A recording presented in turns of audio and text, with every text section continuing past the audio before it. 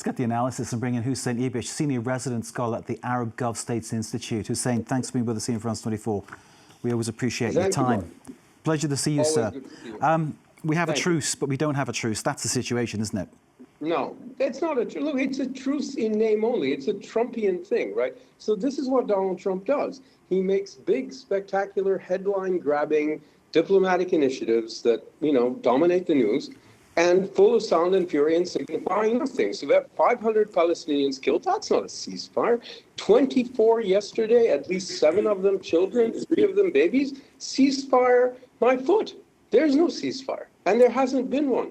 It's not a ceasefire. There is a partition, but there's also an ongoing war.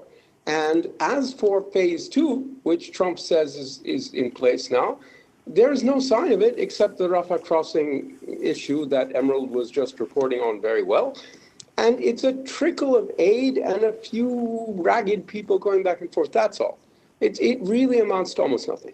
Everything is very tightly controlled on every level by Israel, yes. Regardless of any aspect we're looking at here.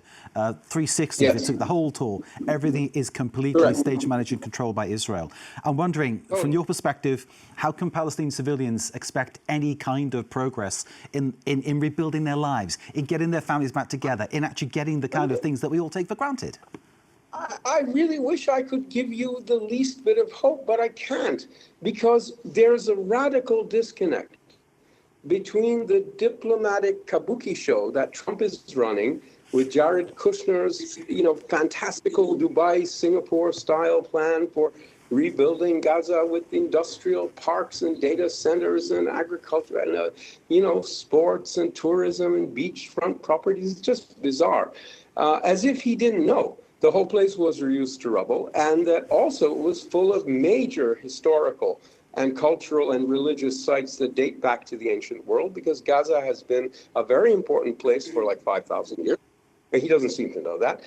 In addition to which, neither Israel nor Hamas wants anything much to do with phase 2, because phase 2 would require making room for the Palestinian Technocratic Governance Committee, which is Fatah dominated. And both Israel and Hamas prefer to deal with each other than to deal with Fatah, because Israel fears Fatah might establish a Palestinian state. They know Hamas can't do that, doesn't want to do that. They don't fear that it's going to interfere with their annexation ambitions. They think they'll help it. And Hamas is, basically in a binary zero-sum power struggle with Fatah. Hence the ongoing Israeli campaign in the West Bank. Exactly. So that's what's going on. I would say for anyone who wants to watch the future between Israel and the Palestinians, despite all the suffering and pain and carnage and chaos and death and destruction in Gaza, the actual real story, the real action is in the West Bank, right, where Israel is going to try to annex the E1 area, which runs right across, absolutely right from east to west across the center of the West Bank, completely cut off Jerusalem and the northern part of the West Bank from the southern West Bank, and absolutely nixed any possibility of Palestinian statehood. And that is the stated goal, by the way, according to the that area E1, that's the one beyond Ma'ale Adumim, if I pronounced that correctly, if I remember correctly. It's far beyond Ma'ale Adumim. It's called Ma'ale Adumim, and it's far beyond that. E1 goes almost to the Jordan border. It cuts the West Bank in half. And the plan is to call the project there Trump 1, if I remember correctly.